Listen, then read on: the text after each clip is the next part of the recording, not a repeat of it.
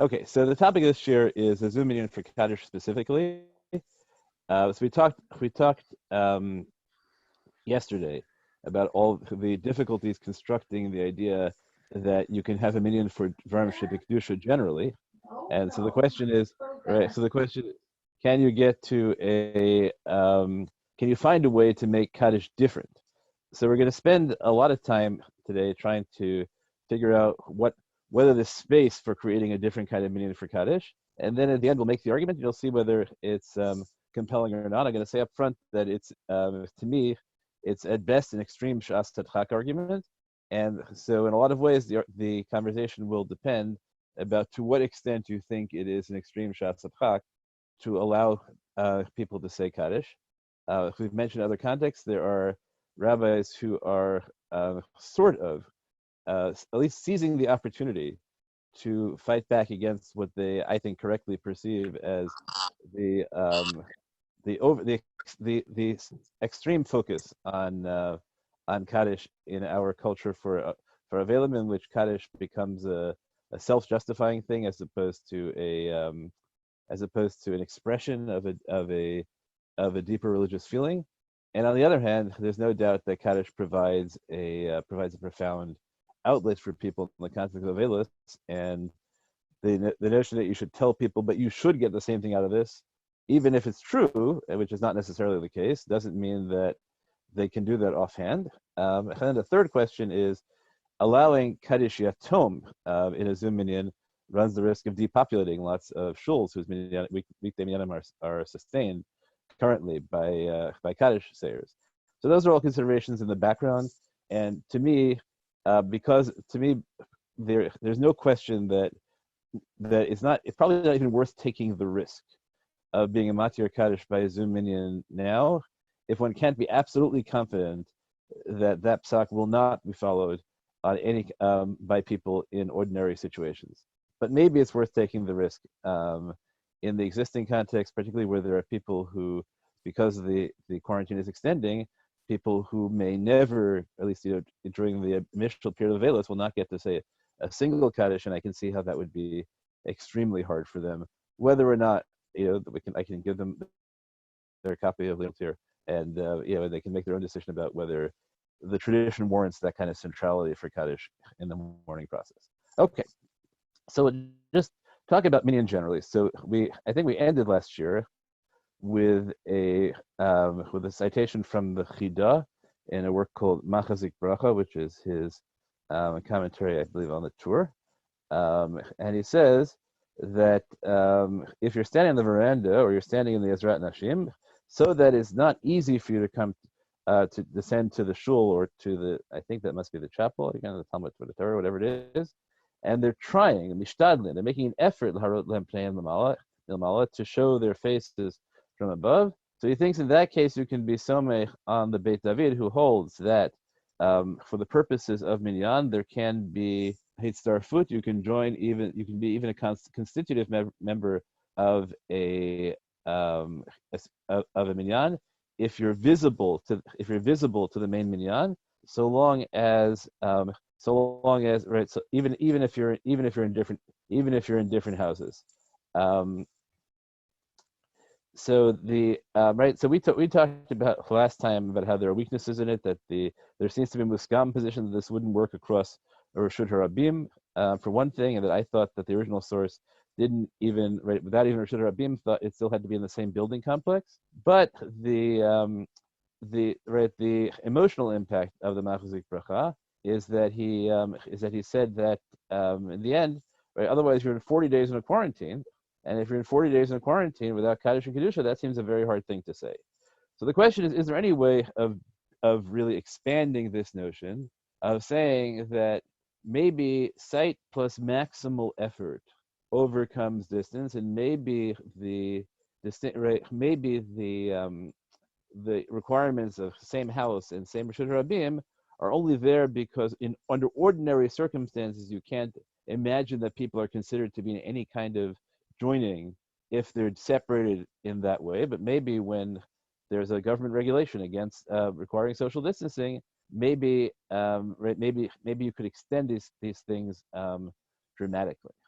The other part of this argument, which was first brought to my attention by Rabbi Ronen Newerth, is this Aruch HaShulchan. The Aruch HaShulchan says, "V'katav Rabbeinu Beis Yosef B'Sif Yudalad," somebody who's standing achorei Beit HaKnesset, but there's a window in the back of the shul, but there's a window between them. Even if the window is very tall, meaning even if the wall of which the window is part is very tall, and even if the window itself is not 4 amot wide, Umar Elehem Panav Misham, and he shows them his face from there. Indications, right, either focusing on his effort or that it's irrelevant whether they see him or not. All he has to do is be visible. Nisaref Emem counts for 10. Okay, that's the end of the citation of the Beis Yosef. And he quotes in the name of this in the Beis Yosef, the name of a Gaon, right? The Aruch HaShulchan says, and the Aruch HaShulchan adds 2 interesting lines. He says, "Who's svirale?" So the Beis Yosef must hold the riyata panim binyan zeh, that seeing the face in this matter, have kechol haguf. That's like seeing the whole body. Okay, that's a very interesting notion. We could parse it like, what's the havamina that you have to see the whole body, right? If we're dealing, right, why is sightline any different? Why is sightline, once we're dealing with sightline, why does it have to be your whole body? And then we could have all the really fun questions about minyan generally. If you have to be in the same space, as all of you have to be in the same space? What happens if you have 1 foot in the shul and 1 foot out of the shul? We get that's the question. Which, when it comes to dove chicks, whether they're in the boundary that has them belong to the nearest dove cote or not, gets Rabbi Yirmiyah thrown out of the Beis Medrash if he asks, what if it's 1 foot in the line and 1 foot out? But we could have the same kind of questions here, right? What happens if a person has 1 foot inside the shul and one side out? Okay, but let's assume that we can bracket. Let's assume we can bracket those questions. Okay, right. So, right. So I'm not sure where whole body matters in either. But that's his first line. That's not the line that matters to us. The line that matters to us is this: the efshar dekevan dekol be'asara shchinta sharia. Maybe it's because the wherever there are 10 Jews sufficient to constitute a quorum, the shechina is present. The ikir hashra shechina al panim, and the essence of making the spreading out of the shechina, whatever you call hashra, is on the face. Hidirsiv kikaran or panav, right? Because Moshe's face, right, shone with rays of light. Okay, so that's an astounding line, right? It seems to suggest, right, not really the way, right, that the riyah panim binyan that havi kechol haguf doesn't mean, as we would have thought initially, that what you really need is the whole body, and the face can serve as a kind of metonymy for the whole body. But really what it means is that the face is what matters. Okay, and if we assume, as we're going to assume for the purpose of this year, that when we say that you have to, it doesn't mean, as you could be read in some of the sources, that it means you have to actually stick your face into the window so your face is within the boundaries of the synagogue space, even though the rest of you isn't. And if your face is there and it's seen, it's enough. But that all we require is the visualization of the face. So then we could say, if the purpose of minyan is to daven in a space where the shechina is present, and if a face is sufficient to make the right, to bring the shechina, so then if the seeing the face by means of Zoom is equivalent to seeing the face in real life, so we are home free. Okay, and then, right, the Aruch HaShulchan seems to endorse the Chidah's principle. He says there's some people who wrote that even though second stories don't, right, people standing in the second story don't count as together with people who are standing on the ground floor in the house. If there aren't, right, between you and the balcony, there aren't there aren't solid walls, let's say. But rather there are pillars. So they're not an effective sight barrier. And it's hard for them to go down. Right? So the Chashulchan endorses the position, it seems, that what you require for minyan is face plus a reasonable explanation for your having failed to actually be in the same physical space. Some people object to this, but b'shas adchak, right? There's our magic words. We like that, right? B'shas adchak, yesh l'smochu l'hatir, right? Because we're looking for a term that only works b'shas adchak. But then he says the following: Mihu zevad. However, the people standing in Ezrat Nashim, which, as we're assuming in that case, is a wholly separate space, maybe it's dealing with a place where there's a wholly separate space, or even building. If you look at European synagogues, with a sound chamber but no sight chamber. Lo yistarfim on nevei knesset. They don't count together. Right? If there are men standing in the Ezrat Nashim, they don't count together with the men standing in the main synagogue for Minyan. And he says that, but that's true. Even if there are windows and they can see each other, since these are real, and I think about mechitza, he's not talking halachically, because halachically the others are mechitzos also, but since these are real separations, right? They're intended as barriers. They're not structural things designed to hold up the ceiling, which happen to come down to the floor. They're intentional barriers designed to carve out separate spaces. So then they're separately to rishuyot. It's not similar to somebody who's standing in the alley behind shul, who is included by seeing his face. Because there he's not standing in a separate space, but he's standing in an open space. So the open space, we can say, okay, what we're going to say is that you're as if, in the open space is as if you're part of the annex to the shul. But not if you're standing in an independent house. Now, we, of course, are standing in our own separate houses, and there are walls and a Reshut HaRabim between, I imagine almost all of us, Reshut HaRabim do right there, probably between many of us. So probably it's really, really hard to extend the Aruch HaShulchan, in this context. And I argued last time that even the Machzik Bracha only allows the extension to when there are 6 and 4, but not when they're each scattered, and there's no central core to which, right? I think he understands there to be a central, and the Gemara understands there to be a central core of between, which can be either you can set the threshold at 9, or you can set the threshold at 6, that have to be in a single space, to which then people can be mistaref to the 10, and then the standards are much lower to be mistaref to more than the 10. But maybe there's a way in which, coupled with a different definition of what it takes to bring a minyan, maybe you could extend this to say enough, if you believed that sight by Zoom is actually considered Zoom. So we're gonna take us on a moment for now. Let's assume that you could find a way to do it. Let's examine the question of whether sight by Zoom actually counts by sight, right? Is it plausible to us that that if we say the Ikar Shechina, he is ala panim, that collecting 10 men who can see each other on a screen, will that be enough for Hashrat Shechina? So let's talk about what evidence we have about screens. So there are two Gemaras that matter that set out 3 cases. So on Brachos Chafemed Beis, Rava says, Tzoa b'ashashit, if you have excrement under glass, mutar likrot kriyat shema kenegda. You can read kriyat shema in its direction. Erva b'ashashit, but if you have something that is considered to be, let's say, genitalia, right, which are being blocked from you by a sheet of glass, asur likrot kriyat shema kenegda, then you're not allowed to read kriyat shema in its opposite. Okay, so Gemara says, what's the difference between these 2 cases? It's Tzoa b'ashashit, you can read Kriyat Shema. Did Tzoa b'kisui talyam milsa v'hamechasya? Because in general, by Tzoa, the issue is not its presence, the issue is whether it's covered or not, and this is covered even though it's not covered visually.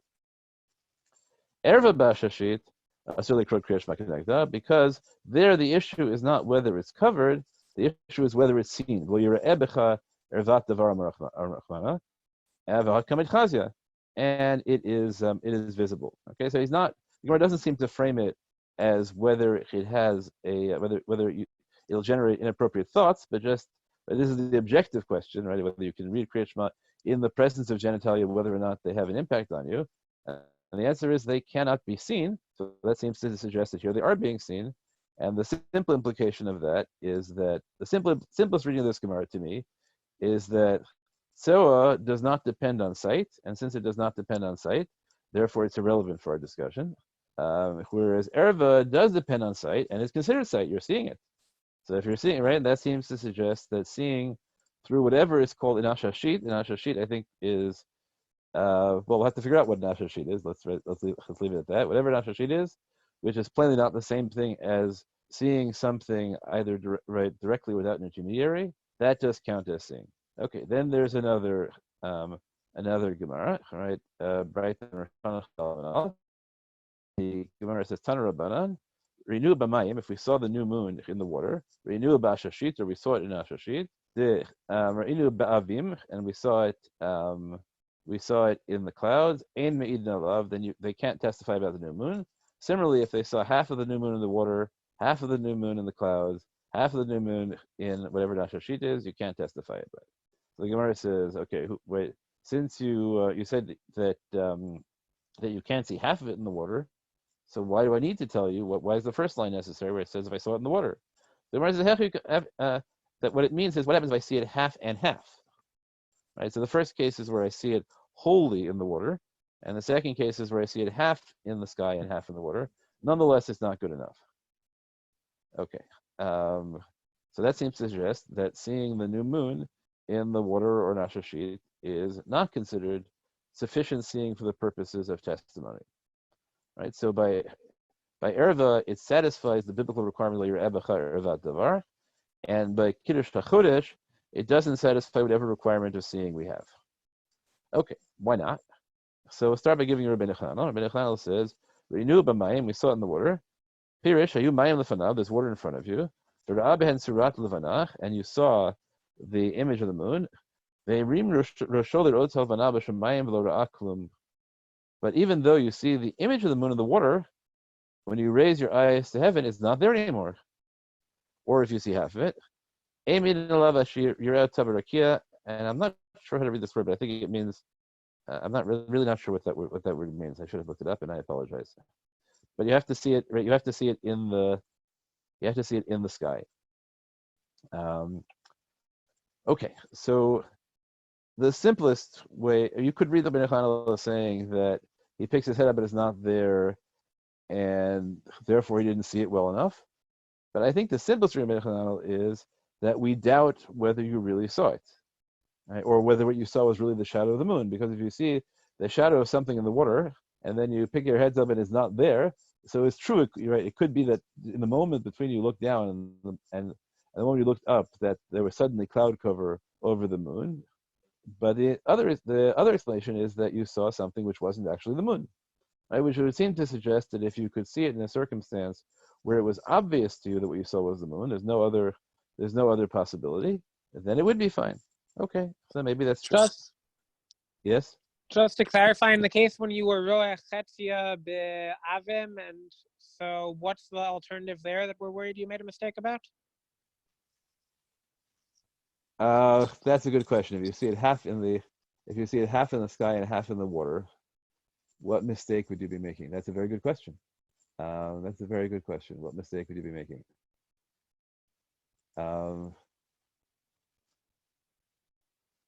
That's a very good question. What would you? The question: what are we looking for? Right? If you see half in the sky, what does it mean to see half in the sky? Right? Why isn't what you see in the sky sufficient? So the question, where I imagine the issue is that we're dealing with a time when we're questioning the witnesses to see whether what they saw was actually the moon. We're investigating, right? And we do that with Rabbi Gamliel's thing by showing them various shapes. And so if you see half in the water and half in the sky, then we don't know what shape you really saw. Right? I think, does that make sense?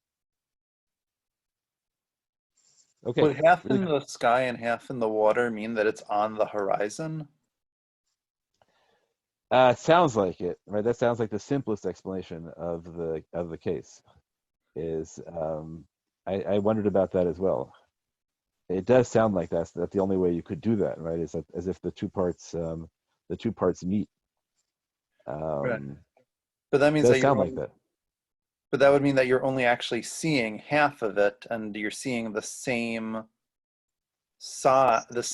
part of the moon directly and reflected in the water. You're not actually seeing the entire thing. Yeah. The truth is that you're both right, and I don't have a good grasp of the case because it doesn't. It's very hard to imagine a case where that could do. You're right that it's that in that case what you really saw is a reflection. It's obvious why it's puzzle, right? Because you're right because you think you're seeing the full shape, but really you're just seeing the half shape doubled. Those are really good questions. I don't have good enough answers for them. Um, If you have better answers, by all means, either say them now or chat them. Yes, Ari, be you want that to say something? could it be that maybe you see half of it through a window, and then the window is blocking the other half of the moon, and then you're still able to see the other half of the moon in the water? I guess you could construct an artificial horizon, right? It's basically what you're doing. I guess. It sounds like a very elaborate case. And half in the clouds and half right is also very. What does it mean to see it half in the clouds? It really means that you're seeing half of it through the clouds, right? Not half of it in the clouds. So what the parallel is, right? I guess the underlying tension that we have to address here is whether, right, which I wasn't going to raise till now, is whether we're dealing with obstructions or reflections. And so water is obviously a reflection. Clouds is harder to think of as a reflection, although I mean you can see things, but you don't usually see things above the clouds reflected in the clouds. So I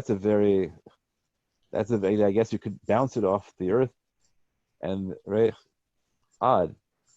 Did they have drinking glasses that would have been clear enough to see through? See through. I don't know that in the time of the Gemara they probably didn't have really clear glass at all. Right, but they have this polished metal. There was Roman glass that you could see light through. Undistorted? Undistorted, no, but you could definitely see, Yeah. see through it. Right, you had translucent glass, but transparent glass? Right, so the only way I can think of seeing it through the water with it not being a reflection would be seeing it through a glass of water. Yeah, I don't. That's very clever. That's very, very clever. I don't think so. I also don't know if their concept of reflection as opposed to direct seeing is the same as ours. Right. That's also right. We're going to see in a moment, right, that the question comes up with eyeglasses. What are you seeing with eyeglasses? So that's a fair question as well. Okay, I'm gonna say for the moment that you got me, and I will try to research. And those of you who are not currently giving the share are welcome to do internet research at the same time and see. Right, the two things. The word kafdal vav resh nun hey is my fault, but that's clear. And this, I'm open to all suggestions, and we'll see how much it affects the ongoing discussion. Okay. So there are three chuvot of halachic tanot. So now we're in 15th century Turkey, I think, dealing with questions of vision. Three chuvot dealing with more than three questions. So question number one is, what happens if a tipat shava, if a drop of wax falls on a Sefer Torah? So now that you have a semi-transparent membrane over the Sefer Torah, but the letters are still visible. So what's the halach in that case? Is that considered reading? And imutar likros b'Sefer Torah v'vatei einayim. And can you read a Sefer Torah when you're wearing spectacles? So tshuva, his answer is Re'iyah gemura hi al yidei zchut. Now he has clear glass, right? Obviously he has eyeglasses. Re'iyah gemura hi al yidei zchuchit. So seeing via glass is definitely seeing. Right? It's like we saw the case of erva in an ashashit, but we don't know yet whether an ashashit is a mirror or a clear glass or something you see through. It sounds like pshat in the Gemara is most likely that you see through. Right? Then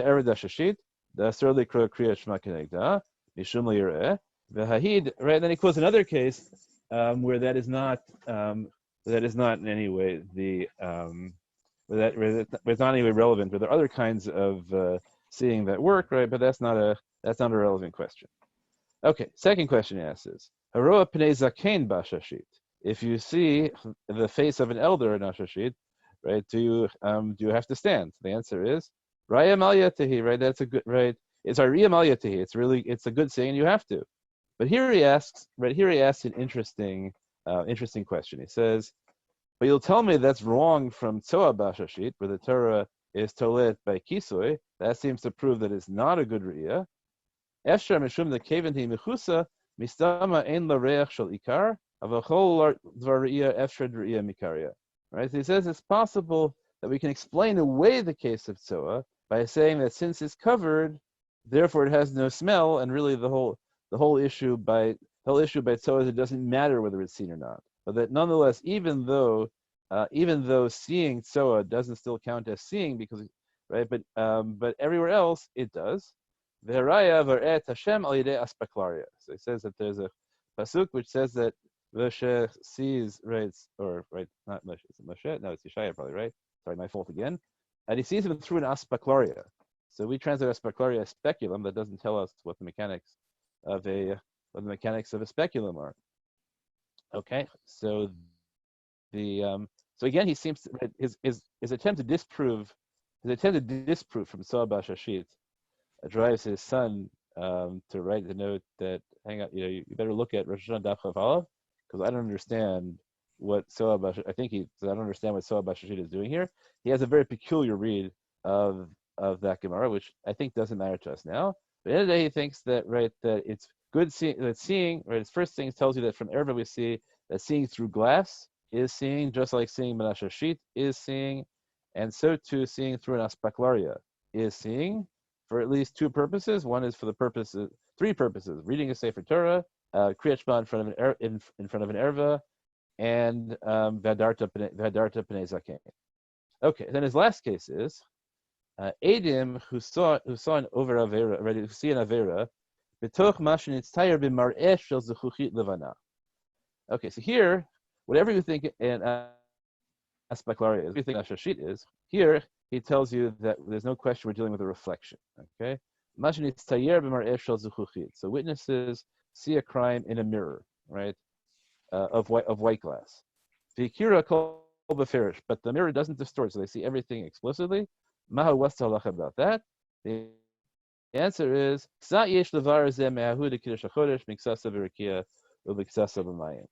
okay, so here he doesn't quote Erva Bashashit. He quotes the Gemara in Rosh Hashanah, and the simplest reading of quoting the Gemara in Rosh Hashanah is that the Gemara in Rosh Hashanah, right, it doesn't count. So here too, he thinks it doesn't count, which means he's drawing a distinction between things that require edut, require testimony, and the two other cases, whether V'hadarta Pnei Zaken and Erva Bashashit, or for that matter, Tzoa Bashashit, where he thinks if it depended on, right? So, right, and he doesn't seem. So now the question is, but we could also say, no, the distinction isn't between edus and other types of halachos. The distinction is that here it's a mirror, and what happens in Kiddush HaChodesh is a mirror, whereas the cases of Erva and Tzoa are dealing with vision through the glass, right? So at least we have at least two options open in order to understand the distinctions within the halachot tanot. You can have your own relationship to what you think the Sefer halachot tanot is. I know my daughter Pramachla is a huge fan of the halachot tanot, but not everybody historically has been a huge fan. He's incredibly wild and creative, and the truth that I usually teach of his is the one about cooking over volcanoes, in which you see that he consults scientists, but the scientists he consults appear to be very eclectic, since they tell him things that even historians of science now can't unearth. Okay, so what do we make of these? So the primary source I wanted to do with you today is the Mishpatei Uziel. That's Rav Ben Zion Uziel, who I'm sure, right, was the Sephardi chief rabbi of Israel. Rav Uziel occupies, I think, an interesting position in halacha. In his lifetime, I think he was unquestionably a giant. When the recent tshuva of the Moroccan rabbis about the Chazum Sidon came out, so one of the rabbis afterwards, when after lots of other people were withdrawn, wrote a tshuva defending himself, which he basically said, "Who are you people who are attacking this tshuva to challenge the incredible, there has been no one like him to this day, Rav Uziel." And I think that there are portions of the Sephardi community in which that is still the case. I know the YU that I went to, it may not be the same now. Rav Uziel was not really seen as so much as a major figure halachically. So there were a number of positions that I dug up from him that I had to fight. And I fought, and I tried very hard to make him part of the discussion again. Like every posek, he has positions that are perhaps forgettable, and positions that would be amazing if we could reclaim them. So I thought one of the reasons I wanted to structure this year this way is I wanted to have the opportunity for those of you who may have not to see Rav Uziel in action, and you may see both what made him great and also why, in certain contexts, he may not have been everyone's favorite posek. Okay, so here's what it goes. It says, "Eidut re'iyah al yedei mareh." Right? What about visual testimony on the basis of a mareh? Okay. So he quotes a lot of Tanos about that we saw, and he tells you he's quoting the Gemara which we saw. So he says, "Hareisha filim re'u beinehem guf halavana chetzio berakia v'chetzio b'mayim u'bashashit ein meidin aleha." Okay, even if they saw, now what it means to see the guf halavana, if part of it is in the water, I don't know, but that's the language he uses. Now he says, "V'ein tzarich lomar." So you don't even have to bother to say, that if they saw all of it in a mirror, or let's say in a mirror, whatever a mirror is, you cannot give testimony through this. Now the Gemara goes on later on and says, if we saw it accidentally and then we looked to see it deliberately, we didn't see it, you can't testify about it. The Gemara says because maybe what they saw was something else and they imagined it was an illusion. So he tells you that the Pashut Pshat of that sugya, Merihita the sugya, right? You're just running through the sugya. What you would think is that it's only that the rationale that you might have been misled applies only to things which they saw by themselves. But in terms of the water, that's not because we're afraid that they imagined it, but it's because Ela Mishum the Re'iyat Tsiurit Eino Re'iyah Leha'ilalav, right? So he invents a new category, Re'iyat Tsiurit. Re'iyat Tsiurit seems to me to mean something like constructed vision, as opposed to direct vision. Okay, but then he tells you that there's an anonymous parish, Dilchos Kaddish HaChodesh, right? That the earliest parish that says that that's not the case. That it sounds like the reason for both cases is that, right, as we read Rabbeinu Chananel, that it might be, or at least I read Rabbeinu Chananel, that it might be an illusion, and therefore, and that seems to suggest, the Parish says, right, that it's only said about the moon at the beginning, right, at the beginning of his time.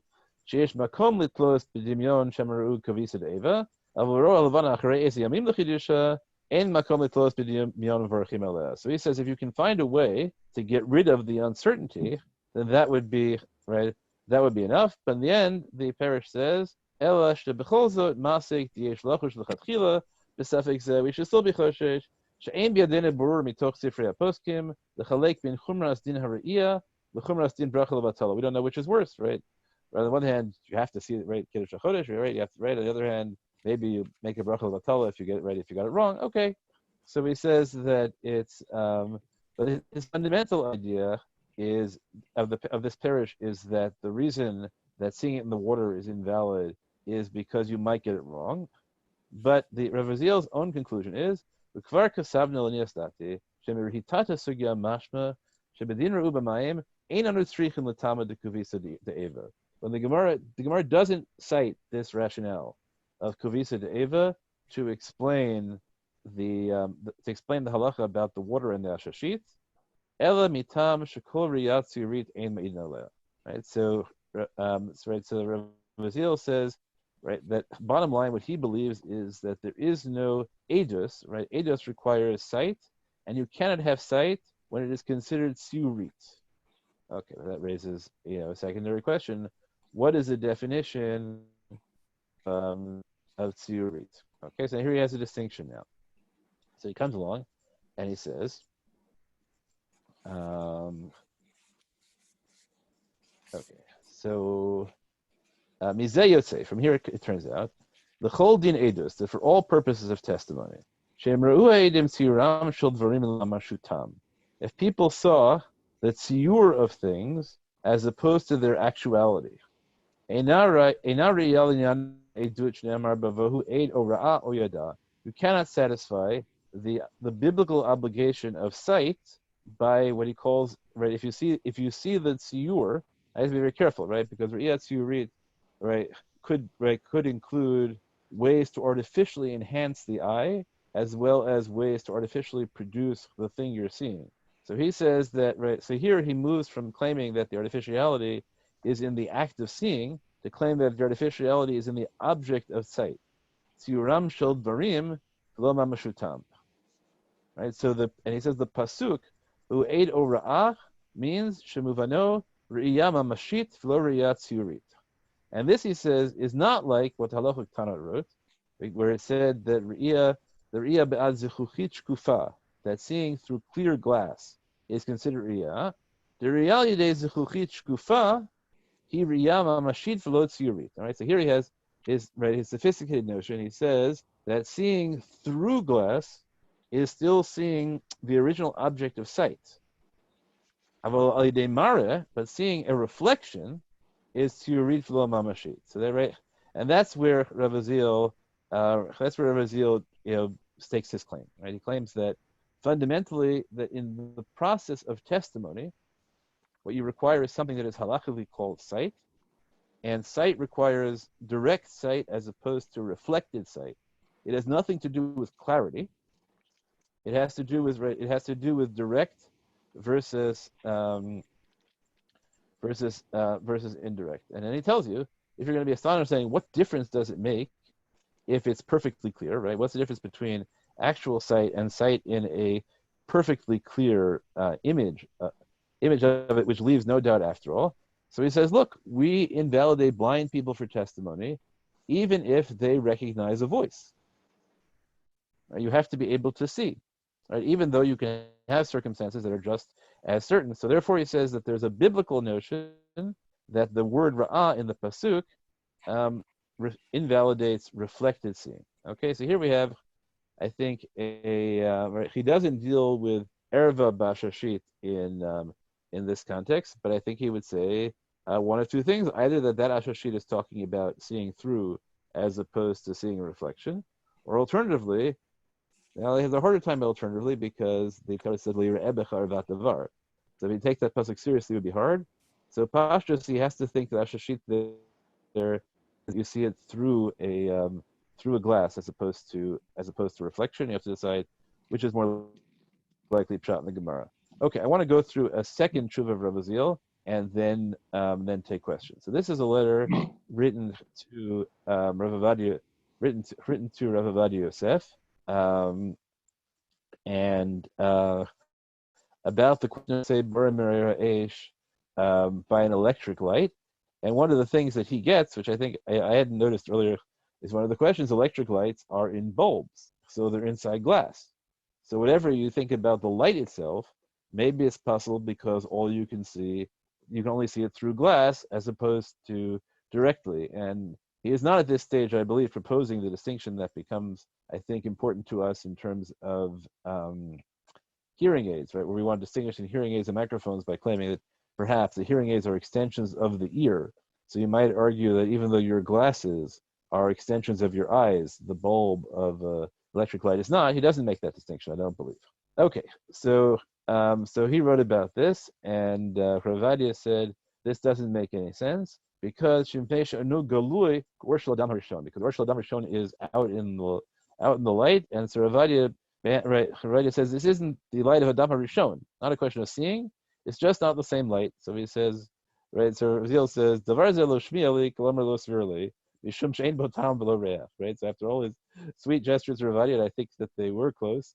He said, "This is ridiculous because if you really want to make it just like Adam Rishon's first fire, then you should have to produce the fire by banging rocks against each other. Obviously not the same. Right? That doesn't make any sense at all. So he gets rid of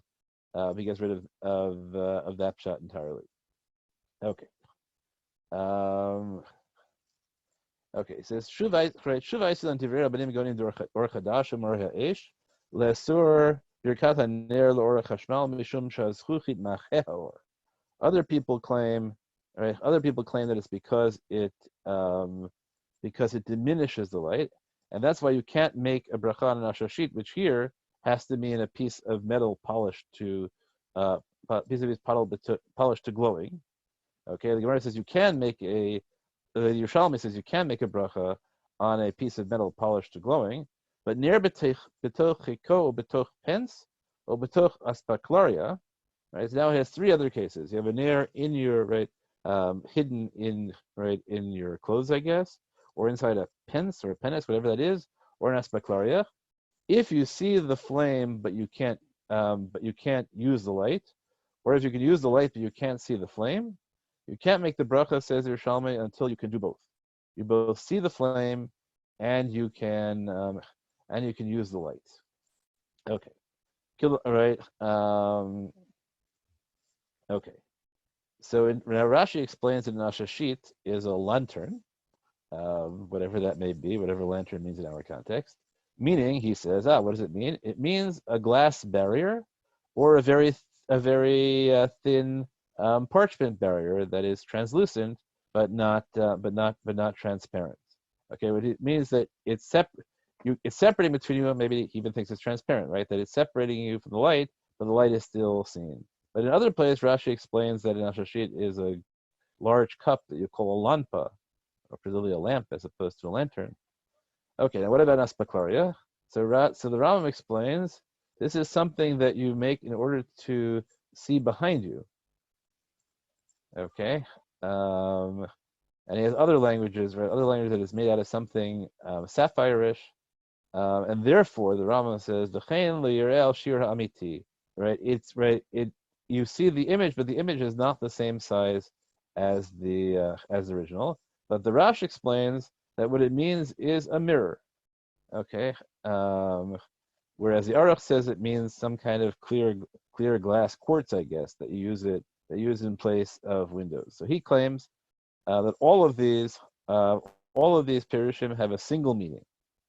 Kilamar, what they all mean is she'ein hadavar shenira b'hem hu mamashol shel davar u'v'shioro amiti el b'vo'o shel davar. So you're not seeing the actual thing in its actual dimensions. What you're seeing is a shadow. The way we see things in clear water or a mirror, or notzeitz hanirah b'zchuchit shkufa uvehira. I'm not sure what he means by that. Okay, so right here you get, I think, what is both the greatness and the thing that can drive you crazy about Rav Uziel, that he claims that everybody says the same thing, even though they're clearly saying very different things, and his readings are sometimes somewhat stretched. At the same time, the underlying clarity is really strong. So he says, right, in the end, his conclusion is in ashashit and aspaklaria are completely different ideas. You can make a bracha on ashashit, but not in aspaklaria. Why? Because an ashashit is something that lets you see the light directly. It's just an obstruction, right? Because seeing through something that is transparent is called seeing, but in aspaklaria, which is some kind of device involving mirrors, you can't make a bracha on because you don't see the actual thing. So he now says this about right. So here he extends this from edus. He extends this from edus to the context of to the context of seeing the Havdalah candle, which is not obvious. And then he tells you at the end, he says, look, according to what you're suggesting, the right?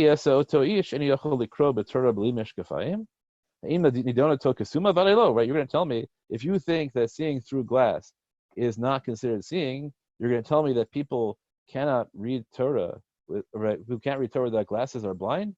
That's ridiculous, right? So you get Rav Uziel again. Right? Things have to make sense. It doesn't make sense. He's not right. His halacha is down to earth in that way. So therefore, right? Therefore, if you can see through glasses, he argues. Therefore, if the normal way of seeing electric light is through bulbs, then there's no way you can claim that you're not seeing the light through the through the bulb, right? Lefisa misparer, shalinin birkat taner mibad l'zchuchit, kigon adam shechovesh shechovesh mishkafayim. Okay, there's no difference between electric light and seeing through glasses. Okay.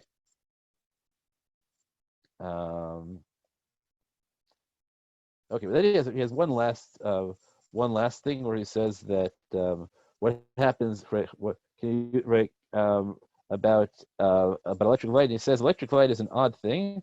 The or chashmal shanu v'archel Masay Shabbos Kodesh, eno oto or shud lak b'Shabbos. Even if a Jew lit the electricity or let this light on Shabbos, electric light is not the same as regular Shabbos. Rather, electric light is produced by a constant rechanging currents. You can make a bracha on it. You can make a bracha on it even if a Jew lit it on Shabbos. Okay. Other contexts that people bring up are the question of whether if you see the king on television, right? So the Batzil B'Chachma deals with that question. He makes another distinction, which I think is very sensible. He says that when it comes to edus, right, Chazal made a requirement. There's a Torah made a requirement of seeing. But there are other contexts where what the Torah requires, what halacha means by seeing, is just you have to know. In any case, you just have to know. So it seems to him that what matters is the odds and not the actual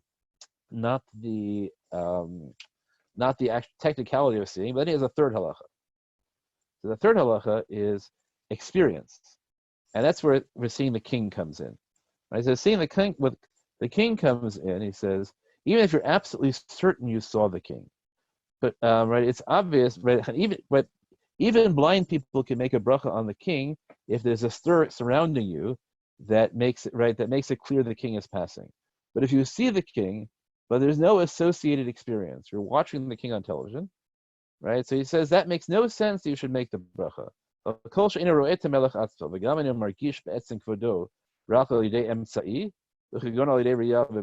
So you see the king in a mirror, but you're not actually experiencing the king because the king is a long way off and there's no ripple in the air in the crowd. Right? So now we have three different categories. We have places where the Torah explicitly requires something called re'iyah. We have places where all that is required is the kind of certain knowledge that is usually gained by witnessing. And then there's a case where seeing is part of an overall experience. And now he says, and now when I'm printing, so two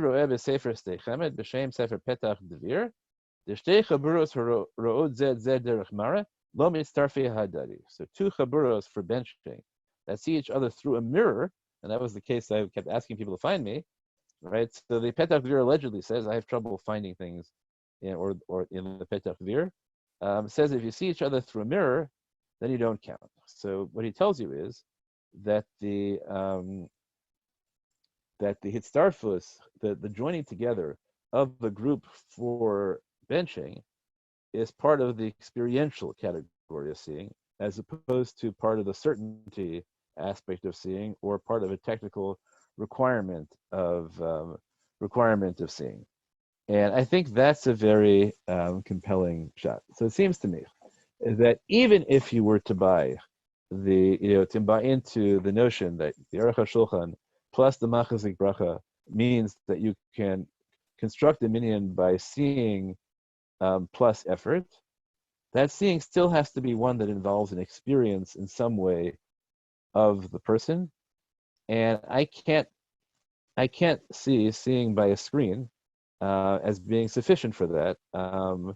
It's a wholly different experience than being in someone's presence.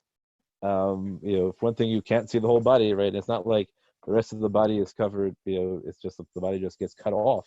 There's nothing visually blocking you from seeing the body, right? The body could fit on the entire screen, or you could say, right? It seems to me utterly implausible that you can view seeing by screen to be the same thing. So if you think that what's required is technical seeing, so then I think that Rav Uziel has a strong objection that technical seeing requires you see the light rays emitting from the person, and the translation to electronics would not work.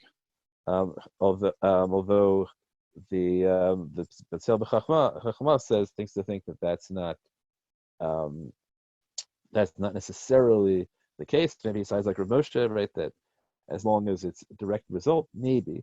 I think that's one argument. And the deeper argument, I think, is that seeing is not the totality of the experience. And so while I hate to speculate about what God does, it seems to be unlikely that the Shekhinah is Shora on electronic projections of people as opposed to their actual faces. That seems to cheapen the notion. Okay, now who did say that you could make Kaddish? So there's a wild line in Rav Melamed. Rav Melamed, after telling you in line 1 that you can't have a minyan by Zoom for Dvar Kedusha, and telling you in section 5 that you can't say Yud Gimel Midot in a virtual minyan unless you lane them, which means you could say them biyachid. He has this wild line. He says, "Bish'as hatzorech Kaddish yatom v'Kaddish Rabbanan enam kolim bracha levatala." So the chayin ha'idkashrut electronic haviachol lechashev la, and this is a wild line, ke'ein minyan, like a minyan. So what does that mean, like a minyan? So Rav Beni Lau has a beautiful exposition of this, which he says the language of religion is different than the language of halacha. What Rav Melamed means is there is no halachic significance to this whatsoever, but at the same time he understands that you don't get the experience of saying Kaddish if you say it alone.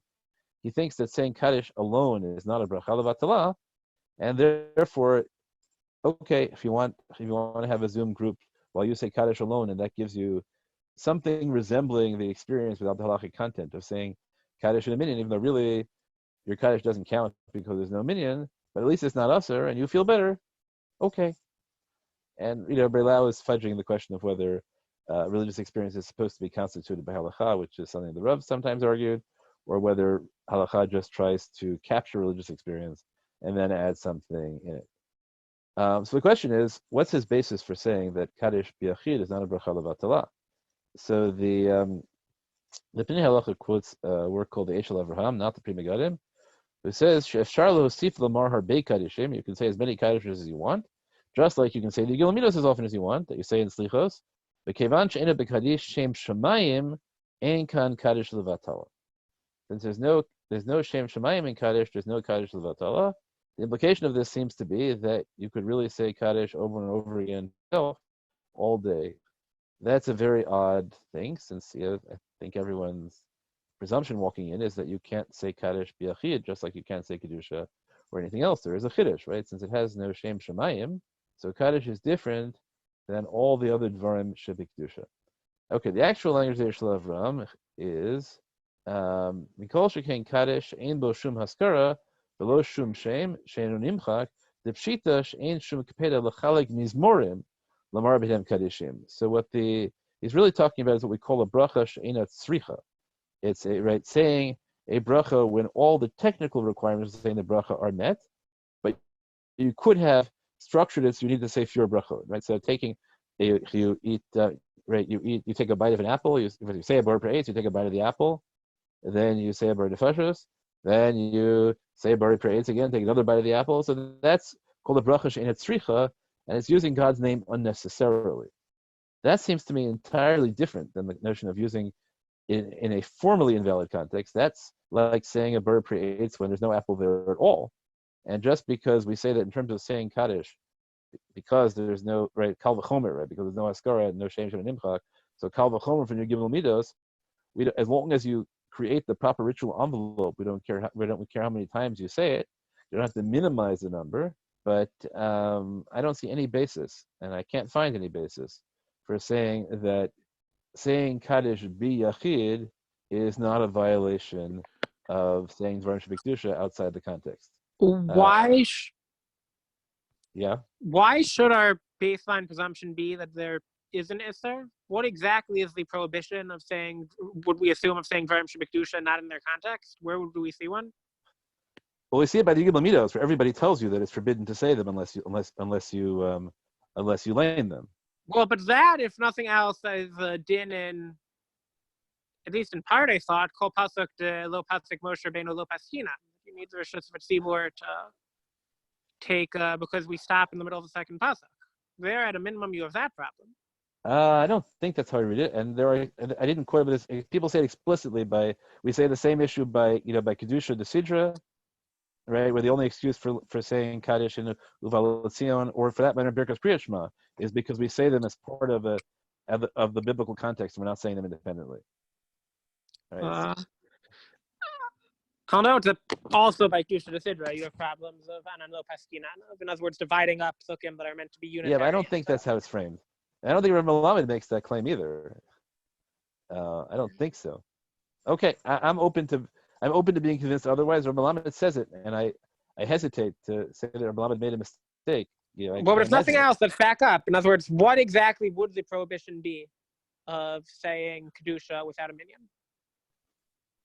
It would be, utilizing something inappropriately, right? This is like, it's like Me'ilah. Where in the Torah does it say that I can't utilize things inappropriately? Well, that's, I was to say, derive it from Me'ilah, I guess, is the answer.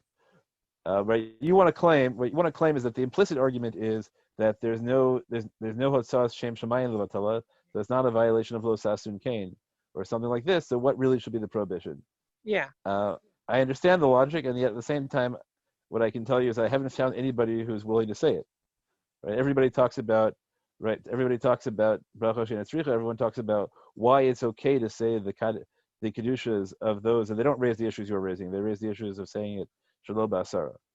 Uh, The Shulchan Aruch Harav says it very explicitly. Ein omrim ela b'asara. I don't have more than that now. Okay. So I don't see it.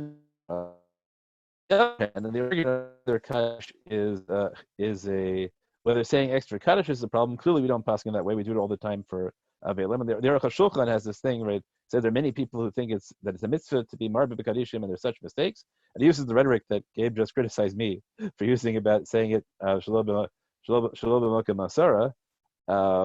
And I think that's also very hard to sustain, because it's, as Beis Yosef tells you, that the Makoros seem to think that you have to say enough Kaddishes as opposed to the problem saying too many Kaddishes.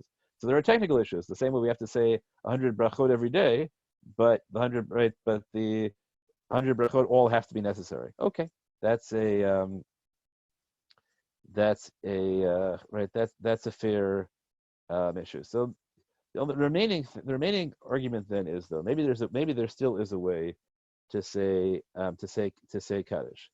The way in which you construct, and I see we're running late, so I'm going to try and make this argument really briefly, and I'm going to tell you up front, this is probably a really weak argument. The argument you can make is that maybe Kaddish D'Rabbanan is different than all other sorts of Kaddishes. Kaddish D'Rabbanan is the Kaddish you say after learning together. So we know that we allow underage people to say it because we say there's no chovah. So there's something different. About it in that regard. Okay, here's a Mordechai, by the way, that right, kol davar shebekdusha, right? That's sorry, I should have gained in the Makara. Kol davar shebekdusha lo yehei pachot miyud, right? That seems to be about as clear as you want, right? About naritzcha v'nakdishcha v'nakadesh ein omrim pachos miyud. So there's a Rishon at least who says it already. Okay, so one idea is that maybe Kaddish D'Rabbanan is somehow a weaker form of Kaddish in terms of saying it, because even children can say it. So the relationship to the group, and in fact, there's an oddity that you can say it if you learned, even though the group you're saying it with didn't learn, and maybe maybe you don't even have to learn if the group did learn, right? So there are all sorts of odd things about Kaddish D'Rabbanan. Now there's the Ramban that we talked about yesterday, in which the Ramban said, hypothetically, he rejected this way, that the minyan for Zimun is constructed differently than the minyan for davening. The minyan for Zimun is constructed not just by seeing each other, but also by making an advanced declaration that you're going to eat together in the same place. But for davening, the advanced declaration is not enough, and seeing is not enough. For davening, what he says is you actually need the same physical space. Okay, so the Ramban rejects this, but he sets up the possibility that you can constitute a minyan even for the purposes of saying Dvarim Shebekdusha differently in different contexts. That eating together allows one kind of thing, and davening requires a second kind of thing. Okay, now we already saw that the Aruch HaShulchan suggested the reason that showing your face is sufficient is because that's what brings the Shekhinah down, and that's what the Rosh said, this minyan bringing Shekhinah down. when the Rambam says in Kaddish Rabbanan that any 10 Jews or additional who are engaged in Talmud Torah Sheba'al Peh, they say, one of them says Kaddish, this is Kaddish Rabbanan, so the Rambam doesn't mention anything about them having to be in the same place. Now that could just be that that he wasn't writing down every detail. This is in his review of davening, but he doesn't happen to mention the same place. And there is a Mishnah in Avod, of course, that says that Asara Shioshin Ve'oskin B'Torah Shechina Shruya B'Neim. And the question is, do those 10 people have to be in the same place? And is the kind of Shechina resting on them the same kind of Shechina that allows you to say Dvarim Shebikdusha? So the obvious weaknesses of the second claim are the Gemara gets you down to 1. But we have another Gemara like this in Makos, where the Gemara says 613 mitzvot, but really the whole purpose is to get down to 1. But we still think the number 613 is important. So maybe the kind of Shechina that rests on 10 Osek B'Torah is the same kind of Shechina that rests on 10 who are davening. So we have a problem that the Girsa in that Gemara is in that Mishnah is unclear, or the Bartanura has Yoshid Bedin. The Gemara in Brachos has Asar Mispal in Dafka, doesn't have Asar learning Torah, but the Mishnah in Avos, as we have it, and as all the Rishonim had it, except for most of the Rishonim had it, has Asar Sheyoshin V'Oskin B'Torah, and certainly doesn't have Asara Shemit Palin. Okay. We can look at the Teimush later. Okay, put all this together. I think that's all I need right now. These are things that will weaken it. It's conceivable you can make an argument as follows: that the minyan for Kaddish D'Rabbanan is constituted by learning as opposed to by davening, and maybe a minyan that is constituted by learning does not require the same definition of space as a minyan for davening. And then maybe you could say that the attempt we made to put together the Machazik Bracha and the Aruch HaShulchan about sight plus enough effort, right? So I argue that that's not enough in the case of davening, but that's because davening is a much larger requirement of space, right? A much more powerful requirement of space. And maybe you could say that the idea that fundamentally it's the learning that creates Hashrat Shechina as opposed to the gathering, plus an idea that you can, the idea that you might be able to gather by seeing each other in a minyan context as well if there were some kind of core. Maybe you could put those together to say that dafka, that a group that learned together could say Kaddish D'Rabbanan via Zoom in a context, and only in a context, where gathering physically is forbidden by the government, so you cannot say that their failure to gather physically in any way reflects a failure in their desire to constitute themselves as a learning group. So that seemed to me to be the way that if one wanted to construct a psak that would allow people to say Kaddish, but not Kaddish Yatom, but you can allow a Yatom to say Kaddish D'Rabbanan, it will drive people to learn, right, and to see learning as the fundamental expression, because you have, I would think you have to learn together with the group for this purpose. It seemed to me that that would be a psak that had very little risk of being extended to future cases, and even if it did, if people end up saying Kaddish Yatom after learning together, and you could even set a minimum share of learning together, which is larger than the minimum share that we have ordinarily, and you put that together with the notion that it's an extreme shas atchak, and so maybe we even change definitions, and we have but even if we don't say we change definitions, we're saying that the specific circumstances of inability to get together is what enables us to expand the definition. So it seemed to me, this is what I told Rabbi Newworth when he presented this to me, it seemed to me that if this is a good policy idea, that the argument is tenable. That leaves open the question of whether it's a good policy idea to allow people to say Kaddish this way, or it's a terrible policy idea. And I honestly am still not sure about that. I really don't know if it's a good policy idea or not. My inclination is that it might be in specific circumstances that it does, and does not. I'm not addressing the question of who counts the minyan. I don't think you could change that. I think that one of the issues people have talked out with Zuminyanim is like, what would it mean to have a mechitza with Zuminyanim? And right, and dafka, the whole point is for people to see each other. Right, all sorts of fun issues you could raise about this that might be another complicating factor.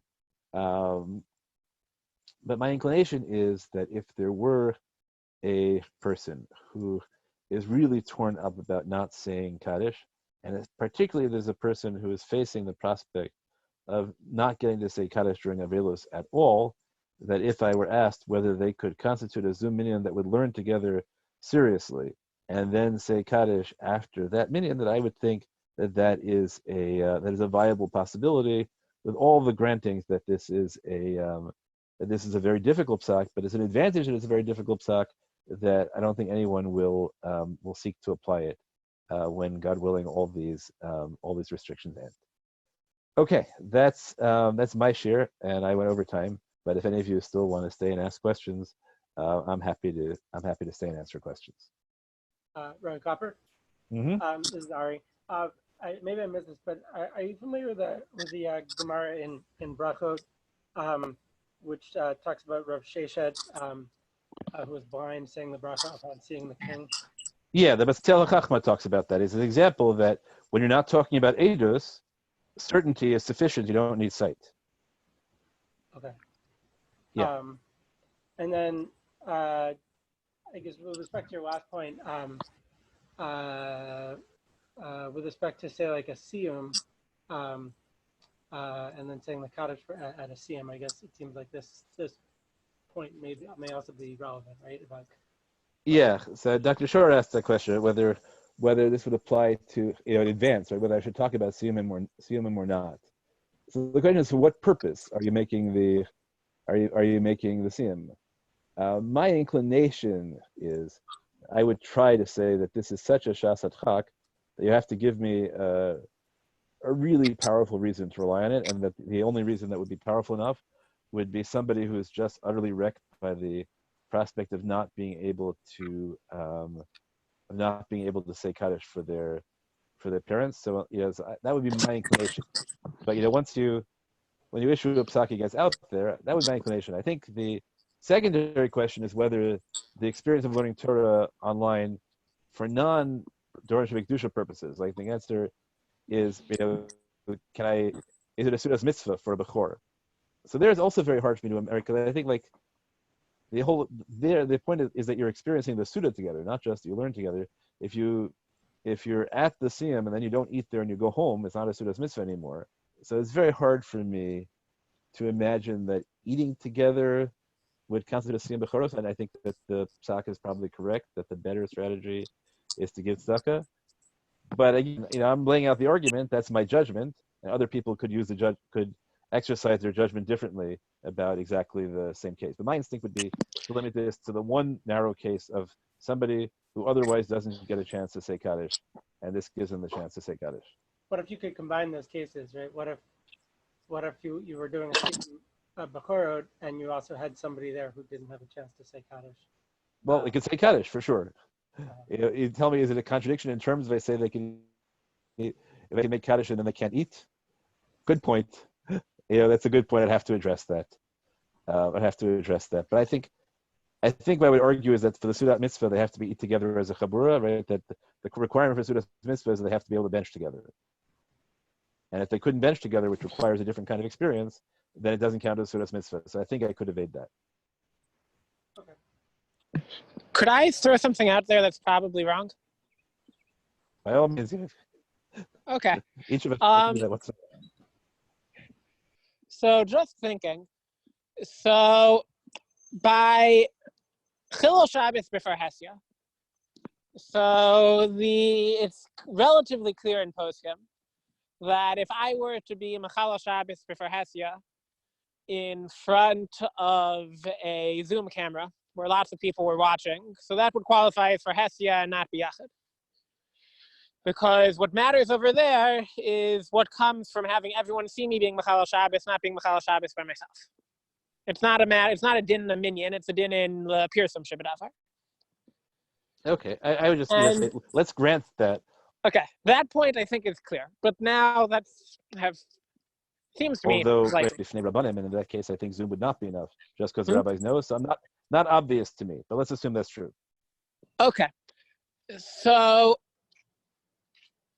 it seems plausible, although far, far less clear, that let's say that someone in front of while I was live on a web feed, let's say that someone walked up to someone else who was live on a web feed and told them to be over on an Avera pulled out a gun and told them to be over an Avera. So it seems plausible that the din over there of Chilul Hashem is that would be nigdar as a Chilul Hashem or Kiddush Hashem berabim, not biyachid, such that we'd apply the rules of even shlo b'shas hashmad. It seems, or in other words, what I'm trying to say is that by Kiddush Hashem and by Chilul Hashem, it seems plausible that it should go by all the people who are seeing it in effect, regardless of whether they're seeing it actually. I'm with you. Now you move from that kind of Kiddush Hashem to this kind of Kiddush Hashem? Now, if you think the din of saying Kaddish, and whatever mitzvah underlies saying Kaddish, is that Kaddish is a mitzvah of Nikdashi b'toch b'nei Yisrael, of Kiddush Hashem berabim. And the reason you need a minyan for Kaddish is that that Kaddish is supposed to be a kiyum in Kiddush Hashem berabim. So then perhaps you can make a case that we should apply the same boundaries for establishing a minyan for Kaddish as we would for any other Kiddush Hashem berabim. So I applaud, and but I will say that I thought of that, and Rabbi Neuwirth was very into the notion that we need Kaddish not for the individual need of the mourner, but because we need Kiddush Hashem in the world, and if we prevent anyone from saying Dvarim Shebekdusha, then there'll be no Kiddush Hashem in the world. So let's at least allow Kaddish D'Rabbanan so that we can have more Kiddush Hashem in the world. That argument didn't move me in the same way. I guess I'm not, I guess what I call a realist mystic in that way. That I think there are that I tend to think of metaphysics as having those kind of concrete consequences. So I didn't go for that. And I think it's a little bit of an argument to say that Kaddish specifically is Kiddush Hashem, but Yud Gimel Midos aren't. That's also a stretch. So I applaud. I don't buy it, but I thank you. But I applaud the suggestion. Someone else may buy it. The words literally are Yiskadal v'Yiskadash. Or Kadosh, Kadosh. Kedusha, I think, is a better example. I agree. Kedusha is a better foil. I don't hear so much the parallel to Yud Gimel Midos, but I do hear very much the parallel to Kedusha. But Kedusha is Shem Hashem, so you get into a Shaila of Askaras Shem Shemayim Levatala. So you would need... So you put it together leniently. Again, I did go through this. I didn't end up in the same place, but I don't have a killer argument against it. We're dealing with the arguments are so stretched beyond the boundaries of normal halacha that it's very difficult to figure out what your standards of evaluation are. If I'm writing the tshuva, would I throw it in? I don't know. If the actual Kiddush and Chilul Hashem came up, and there was do you think that a Chilul Hashem in front of a live feed is a Chilul Hashem biyachid or berabim?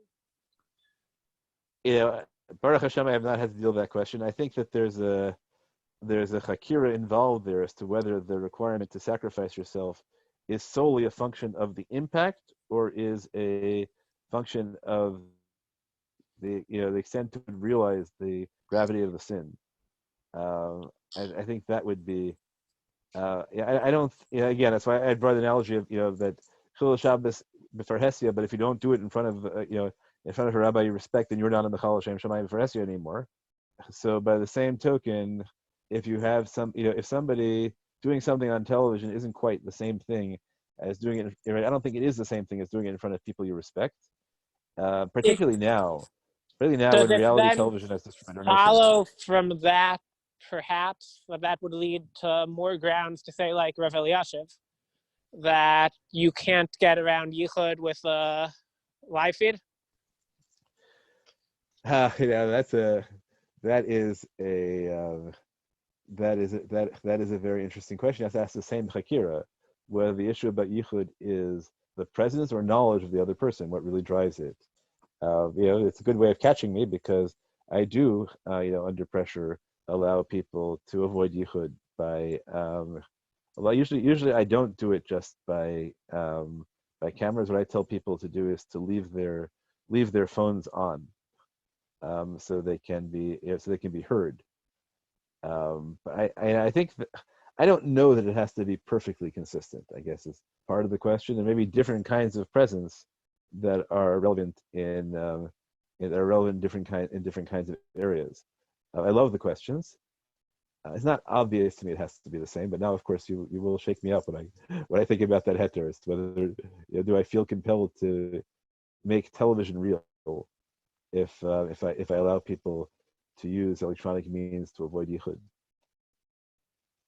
It's a good challenge. I don't. Right now I don't. But I can't deny that the challenge is a really good challenge.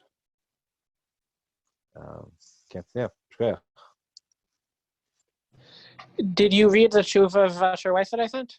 I did rapidly. That we should do offline, because the people in this share didn't. Well, I'll just say offhand. Rabbi Weiss has a tshuva in which he what we talked last time about, whether the boundary of the Reshut Harab, that the position that it seems everyone agrees to, that even if you think sight is enough to form a minyan across different spaces, that's not true if there's a Reshut Harabim in the middle. And Rabbi Weiss has a very narrow definition of Reshut Harabim there, which allows balcony minyanim, in stark contrast to Rosh Hashem's recent psak on the subject, which doesn't allow sightlines, I think, to affect you at all. And I have a lot more sympathy with Rabbi Weiss's. I thank you for sending it to me. I have a lot more sympathy with Rabbi Weiss's position than Rosh Hashem's on that one.